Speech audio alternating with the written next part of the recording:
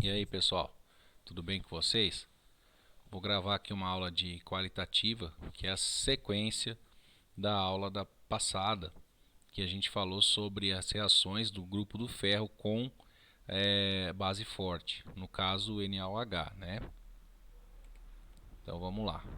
Então o material que eu vou deixar para vocês é a sequência das reações. Na aula, só voltando um pouquinho, né? Na aula anterior, então a gente viu as reações do hidróxido de sódio.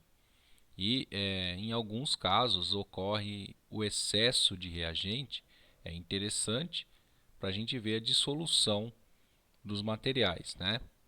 Então, no caso do alumínio, ocorria dissolução, né, prevista.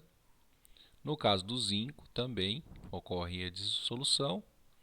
E no caso também do cromo, ocorre dissolução por hidróxido de sódio, tá? Nós vamos estudar agora o que acontece com o hidróxido de amônio. É formado também vários hidróxidos com hidróxido de amônio. Porém, ela é uma base fraca, né? O hidróxido de amônio é uma base fraca e ela acaba formando alguns complexos e a dissolução é feita por esses complexos. Então, o mecanismo de dissolução é um pouco diferente e os metais que vão dissolver, obviamente, são diferentes. As cores dos materiais são praticamente iguais às formadas no hidróxido de sódio, com exceção dessa parte da dissolução.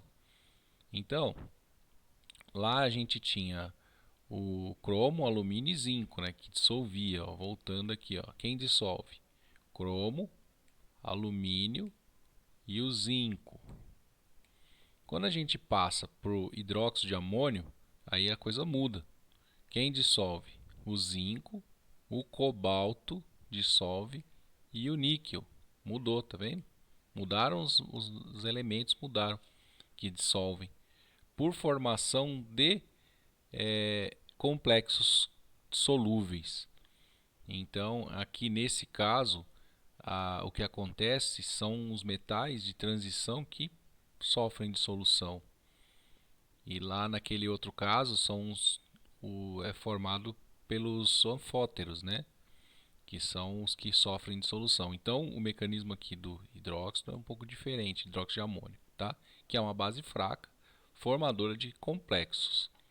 As colorações são parecidas, né? Mas essa característica da dissolução é uma característica importante, né? Que é formada justamente por causa que esses metais estão no grupo de transição.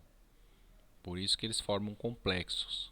Nenhum outro metal da tabela periódica forma complexo tão bem quanto os de transição. Então são vários tipos de complexos que tem. Aminocomplexos, né? Tem outros complexos até com água, enfim, vários complexos que se formam aí com ligantes, tipo EDTA, oxalato, uma gama aí de complexos que são explorados. No caso do EDTA, né, ele é explorado até para fazer análise. Então, o EDTA é um complexante onde ele sequestra metais e essa propriedade é explorada para fazer análise química também, tá? Bom, enfim. Então aqui nós temos reações com o hidróxido de amônio, que é um pouco diferente da base forte. E aí vamos ter resultados diferentes da dissolução na hora que a gente fizer na prática. Tá certo? Aqui estão todas as reações que podem ocorrer. Aí a gente tem mais um detalhe que é muito importante desse grupo, que é a reação do hidróxido de amônio em presença do cloreto de amônio. Tá? É uma outra reação muito importante aqui. O que acontece? Quando a gente tem hidróxido de amônio junto com cloreto de amônio, a gente causa uma. A gente tem um efeito que a gente chama de efeito do íon comum, e a gente tem alguns metais que não precipitam por causa dessa combinação dos dois materiais. Então, os metais que precipitam somente cromo, alumínio e ferro, que formam precipitados, que formam os seus hidróxidos na presença de cloreto de amônio, que vão ter as mesmas colorações dos hidróxidos formados no hidróxido, tá? Vai ser a mesma coloração. No caso, o ferro tem duas colorações, né? O manganês também forma um pouco de precipitado, mas muito pouco, quase não perceptível, muito fraca. Dependendo da concentração do manganês, não forma precipitado. Então, o manganês e os demais metais, eles não são muito eles não são reativos, não formam precipitado quando a gente tem essa combinação desses dois materiais, tá? Principalmente o zinco, o cobalto e o níquel não formam precipitados de hidróxido de amônio em presença de cloreto de amônio. Já o manganês forma discreta formação de precipitado branco. E os demais elementos formam precipitado. Então aqui já dá para dividir os metais de acordo com esta reação.